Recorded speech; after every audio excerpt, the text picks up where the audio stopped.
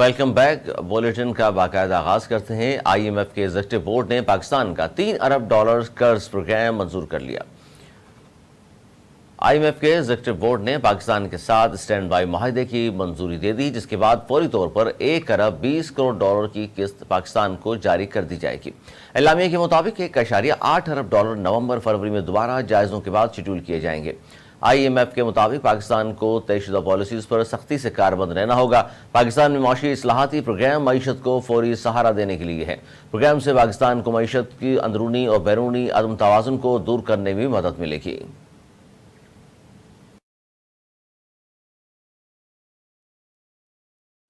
آئی M F کے managing director Kristalina Georgieva نے کہا کہ پاکستان کو اس پروگرام پر پوری لگن سے عمل کرنا ہوگا۔ ماضی میں قرض پروگرام کی پالیسیوں پر عمل درآمد نہ ہونے سے مہنگائی میں اضافہ ہوا۔ ایک بیان میں M D I M F نے کہا کہ قرض پروگرام کی پالیسیوں پر عمل نہ ہونے کے باعث پاکستان کے اندرونی اور بیرونی مالی ذخائر میں کمی آئی۔ پالیسیوں پر تسلسل سے عمل درآمد کے ذریعے عدم توازن دور ہوگا۔ کرسٹالینا جارجیوا نے کہا کہ نیا stand by arrangement programme Pakistan کے لیے میکرو اکنامک استحکام لانے کا موقع ہے۔ M D I M F نے بجلی کی قیمت اور لاگت میں توازن لانے پر زور دیتے ہوئے کہا پاکستان کو توانائی کے شعبے میں اصلاحات کی ضرورت ہے۔ پاور سیکٹر میں ٹارگیٹڈ سبسڈی بہتر بنانے کی ضرورت ہے۔ M D I M F نے بینکنگ سسٹم کے سخت نگرانی اور اداروں کے استطاعت کار بہتر بنانے کا مطالبہ کرنے کے ساتھ پالیسی ریٹ میں حالیہ اضافے کا خیر مقدم کیا ہے۔ وزیر خزانہ اسحاق ڈار نے کہا ہے کہ آئی ایم ایف معاہدے کی خلاف ورزی کرنے کا سوچنا بھی زیادتی ہوگی۔ وزیر خزانہ نے کہا کہ پچھلی حکومت کی طرف سے آئی ایم ایف معاہدے کی خلاف ورزی کی قیمت ملک نے ادا کی۔ کوشش ہے موجودہ حکومت کی مدت پوری ہونے تک ملک میں ذرائع مبادلہ کے ذخائر 14 سے 15 ارب ڈالر کے درمیان ہوں۔ انہوں نے کہا کہ اسٹیٹ بینک کے پاس موجود ذخائر 9 سے 10 ارب ڈالر کے درمیان ہونے چاہیے۔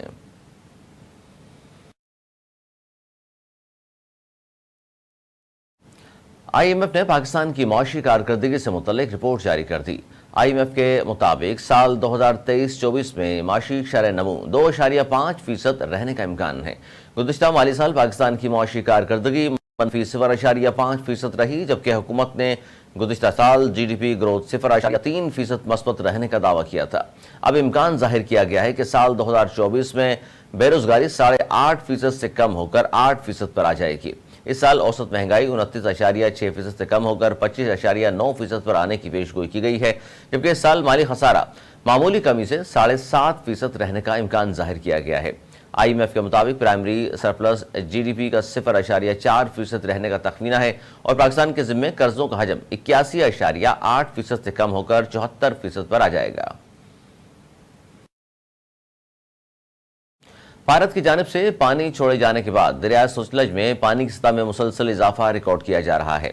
قصور گنڈا سنگھ کے مقام پر پانی کی سطح 22 فٹ سے بڑھ گئی اور اگلے 24 سے 48 گھنٹوں میں دریائے ستلج گنڈا سنگھ والا میں درمیانے سے اونچے درجے کا سیلاب متوقع ہے۔ راوی کنارے شکر گڑھ کے سرحدی علاقوں میں فصلوں کو نقصان پہنچا ہے، جبکہ جھنگ میں دریائے چناب میں سیلابی پانی کے بہاؤ میں اضافہ ریکارڈ کیا گیا۔ سیلابی ریلوں سے درجنوں دیہات زیر آب آ گئے اور سینکڑوں ایکڑ فصلیں بھی پانی میں ڈوب گئی ہیں۔ زیر آب علاقوں سے ریسکیو ٹیمیں لوگوں کو محفوظ مقامات پر منتقل کرنے میں مصروف ہیں، جن میں اب تک 5000 افراد کو محفوظ مقامات پر منتقل کر دیا گیا ہے۔ گورنر سندھ کامران خان دسوری سے ابوظہبی پورٹس متحدہ عرب امارات کے وفد کی ملاقات ہوئی۔ وفد کی قیادت کونسل جنرل بقیت العتیق الرومیتی نے کی۔ گورنر سندھ نے کہا کہ پاکستان اور متحدہ عرب امارات کے مابین برادرانہ تعلقات کی دہائیوں پر مشتمل ہیں۔ برادرانہ تعلقات دونوں عوام کے لیے فائدہ مند ثابت ہو رہے ہیں۔ سرمایہ کاری کے ذریعے باہمی تعلقات کو فروغ حاصل ہو رہا ہے۔ متحدہ عرب امارات کے کونسل جنرل نے امید کی گھنٹی بھی بجائی اور طاقتور پاکستان کے لیے راشن بیگز کا معائنہ کیا۔ گورنر سندھ نے امید کی گھنٹی کے اغراض و مقاصد اور مفت راشن کی تقسیم کے بارے میں آگاہ کیا۔ گورنر جنرل یو اے ای نے کہا کہ عوام کے لیے کی جانے والی گورنر سندھ کی کاوشیں لائق تحسین ہیں۔ متحدہ عرب امارات پاکستان سے تعلقات کو بہت اہمیت دیتا ہے۔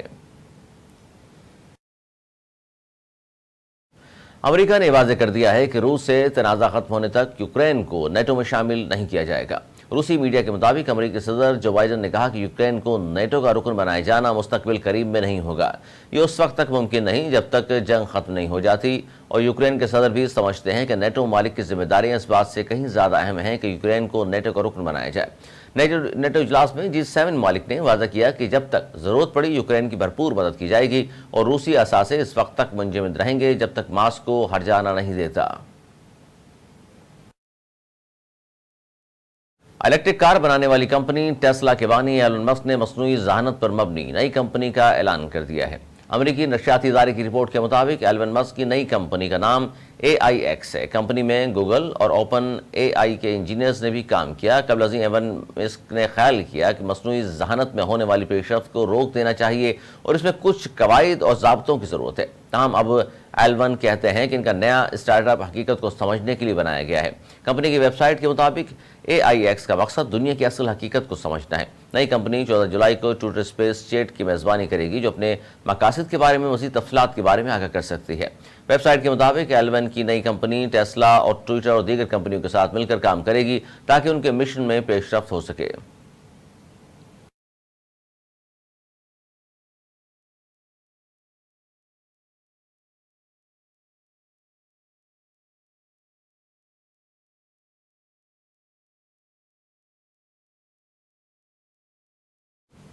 نیوز اسٹوڈیو سے فی الحال اتنا ہی۔ مزید نیوز اپڈیٹس کے لیے دیکھتے رہیے اردو نیوز۔